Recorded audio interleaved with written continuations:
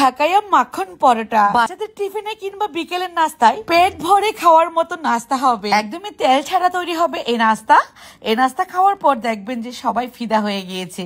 সপ্তাহে তো 2-3 বার আপনাকে বানাতেই হবে এমন নাস্তা, যদি একবার বানান। আসলে এমন তুলতুলে আর ফ্লাফি নাস্তা একবার না বানালে বুঝতেই পারবেন না এর টেস্ট। ঢাকাইয়া এই পরোটা বানাতে লাগবে শুধুমাত্র আপনার সুজি দিয়ে তৈরি করে ফেলবো এই মজার পরোটা। চলুন দেখে নেই। ইস্টটাকে প্রথমে অ্যাক্টিভ করে নেবেন। কিভাবে বুঝবেন আপনাদের ইস্টটা ভালো? প্রথমে এভাবে করে 1 টেবিল চামচ পরিমাণ ইস্ট নিয়ে এর মধ্যে কুসুম গরম পানি 1/2 কাপ পরিমাণ দিয়ে দিবেন।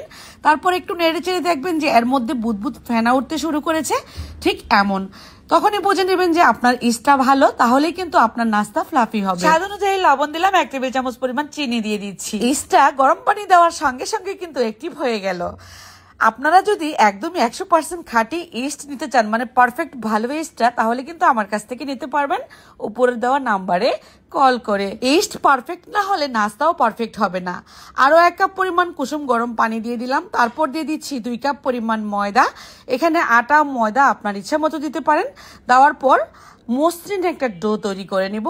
এই পর্যায়ে 1 টেবিল চামচ পরিমাণ রান্নার তেল দিয়ে দিলাম, আঠালো ভাবটা একটু কমে যাবে। মোথা হয়ে গেলে এটাকে 10 মিনিটের জন্য রেস্টে রেখে দিব কিচেন রুমে। একটু গরম জায়গায় রাখবেন, দেখবেন যে খুব দ্রুত ফুলে ডাবল হয়ে গিয়েছে।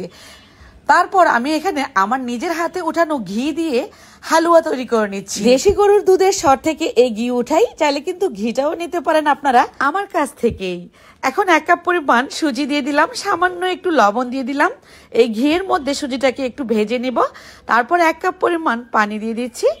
এটা আমি একটু ঘন হালুয়া তৈরি করব, দানাদার হালুয়া। ঘিয়ের যে একটা ফ্লেভার সেটা অসম্ভব মজার হবে, যেহেতু খাঁটি ঘি।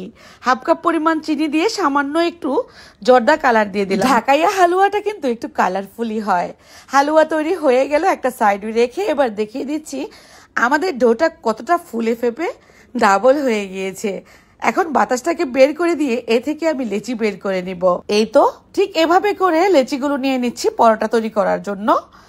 আর এই ডোটা বেশিক্ষণ রাখতে হবে না, যেহেতু আমাদের ইস্টটা একদমই পারফেক্ট, সেজন্য 10 মিনিট রাখলেই এমন ফুলে ডাবল হয়ে যাবে। লেচিগুলোকে একটু সমান করে নিয়ে এবার একটু হাত দিয়ে এভাবে করে চ্যাপটা করে নিব। এর মধ্যে আমি হালুয়া দেওয়ার জন্য জায়গাটা তৈরি করে নিলাম। হালুয়াটা কিন্তু ঠান্ডা হওয়ার পর এভাবে বল বল করে নিয়ে এই পরোটার শেপের মধ্যে বসিয়ে দিচ্ছি। ঠিক এভাবে করে যেই কয়টা হয় ঠিক সেই কয়টা বলই আমি বানিয়ে নিলাম। তারপর এভাবে ফোল্ড করে দিব। মুখটাকে যেভাবে আমি বন্ধ করে নিলাম ঠিক এভাবেই বন্ধ করতে হবে। তারপর তেলে ভেজে নিব। এর ভেতর একটা ফোঁটা তেলও ঢুকবে না।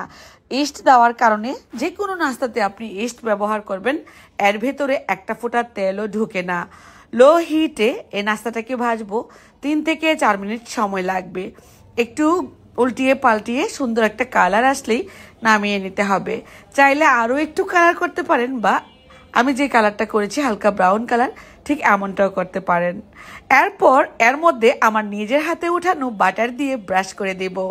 এই বাটারের ফ্লেভারে কিন্তু নাস্তার টেস্ট দ্বিগুণ বেড়ে যাবে। এই বাটার দেশি গরুর দুধের সরের ক্রিম থেকে তৈরি করি নিজের হাতে। চাইলে কিন্তু বাটারও আপনারা নিতে পারেন আমার কাছ থেকে উপরে দেওয়ার স্ক্রিনের নাম্বারে ফোন করে।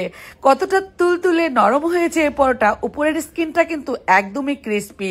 এটা না বানালে আপনারা বুঝতেই পারবেন না কতটা ক্রিস্পি। আপনাদের যদি কারোর ইস্ট, ঘি, বাটার লাগে তাহলে ইনবক্স করতে পারেন। সবাই ভালো থাকবেন, সুস্থ থাকবেন। কেমন লাগলো রেসিপি কমেন্টে জানাবেন। আল্লাহ হাফেজ।